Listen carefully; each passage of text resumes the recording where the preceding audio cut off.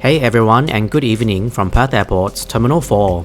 Tonight, we will be flying to Melbourne with Qantas in economy, so let's finish the check-in process. Stepping inside the building, it was fortunately very quiet, and in no time we printed off our luggage tags and sent them to the aircraft.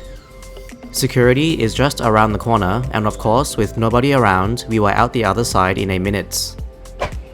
Tonight, we actually also have Qantas Club Lounge access, however we instead scored a mini jackpot and will be in the business lounge instead. If you want to see the review on this, please consider subscribing so you don't miss out. Tonight, we will be departing from gates 14 and outside we have our Airbus A330-200 getting prepared. The registration on this aircraft is Victor Hotel-Echo Bravo Juliet and she carries the nickname of Margaret River.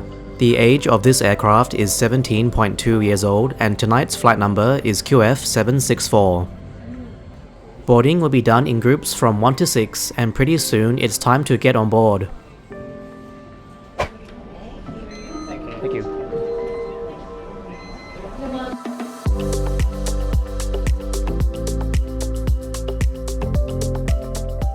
Welcome on board Qantas flights QF764 to Melbourne.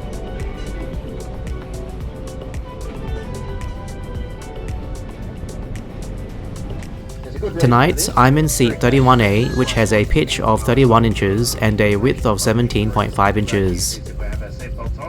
Like most A330s, economy seats are laid out in a 242 configuration. Passengers can expect to receive a pillow, blankets and headset. On this aircraft, the Qantas entertainment will be delivered through an iPad. This has been somewhat controversial and we will discuss more later. In front, next to the iPad holder, there are two USB-A charging ports. For your information, these are not fast charging. Outside, we are near the front of the left wing and the safety briefing was conducted as we push back 10 minutes behind schedule.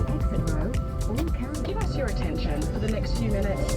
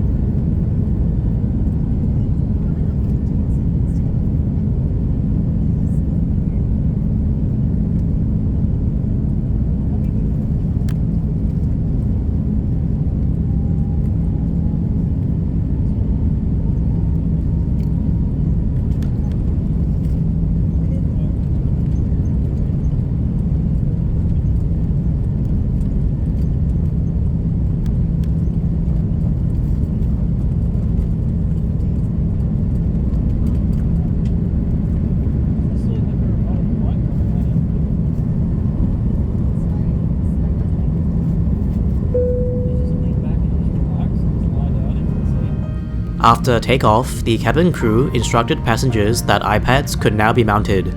Since we are here, let's dive deeper into what the iPad brings for passengers. Looking at the movies, there are definitely a good range sorted into categories such as Marvel and musicals. On the TV side, it's also very similar with categories such as documentaries and kids. For whatever reason, there is also a dedicated Paramount Plus tab. If you don't feel like watching anything though, the audiobook section may interest you and offers a decent range for you to sit back and listen. Finally, we have the flight map provided by FlightPath 3D, which honestly works pretty well. Details such as the A330 model is correct and the map is easy to adjust with various information available. As mentioned, the use of the iPad has been controversial as some passengers see this as Qantas cheaping out and would prefer a normal in-flight entertainment system. In Qantas's defense though, having iPads instead means it is easier, cheaper and quicker to upgrade these devices when the time comes. For me though, I don't have a strong opinion and can see arguments to both sides. If you have some thoughts though, be sure to leave them in the comments below. So it's time for the midnight meal and the tray table can be released by twisting the latch. It was unfortunately a little greasy, but nonetheless can be adjusted as required. So tonight we have a limited choice of food available, and I got the creamy chicken and leek pie. I would say it is a good choice and I found it to be rather tasty. For drinks, I chose lemonade and a bottle of water was also given. The drinks range Qantas have on board is quite comprehensive, so definitely ask for what you prefer as they most likely will have it. The in-flight magazine and a rather beaten up A330 safety card can be found in the seat pockets. As we settle in, the headrests can be adjusted up and down and offer some support for you to lay back. Finally, the cabin lights were dimmed for the remainder of the flights to allow passengers to get some sleep, or at least try to. After a short nap, it's time to begin descent into Melbourne.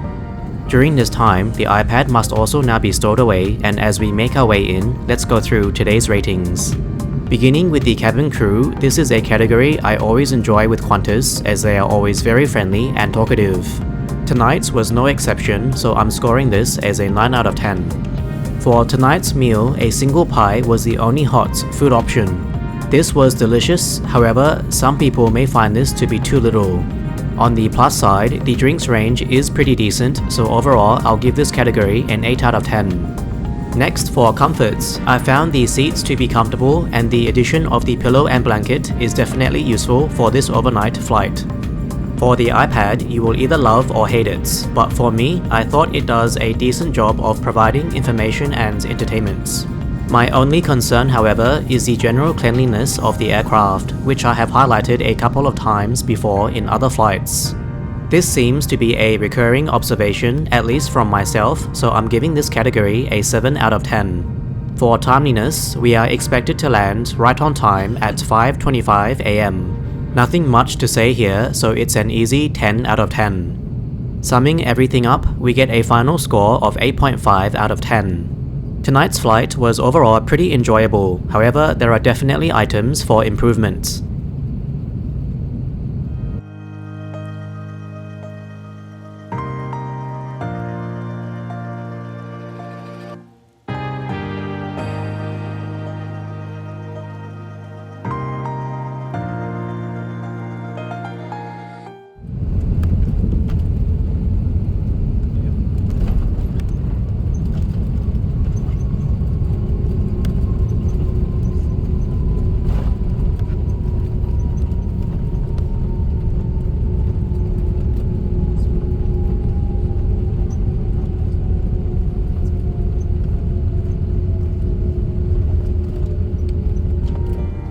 Welcome to Melbourne Tullamarine International Airports. Thank you to everyone for watching, and I hope you enjoyed this review.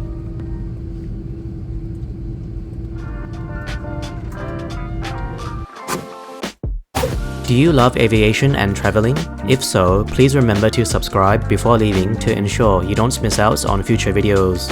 Thank you for watching today. Let me know your thoughts in the comments below and be sure to leave a like. Take care and see you next time.